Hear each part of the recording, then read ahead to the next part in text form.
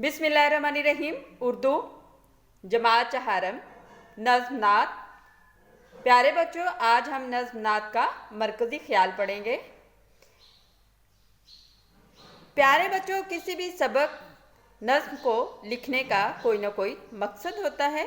असबाक के मकासद को वाज़ह करने के लिए या समझने के लिए खुलासा लिखा जाता है। बिल्कुल इसी तरह किसी भी नज़्म के मकसद को ज़ाहिर करने के लिए मरकज़ी ख्याल लिखा जाता है। ये खुलासे से छोटा होता है। तो आइए आज हम नज़्म नात का मरकज़ी ख्याल पढ़ते हैं।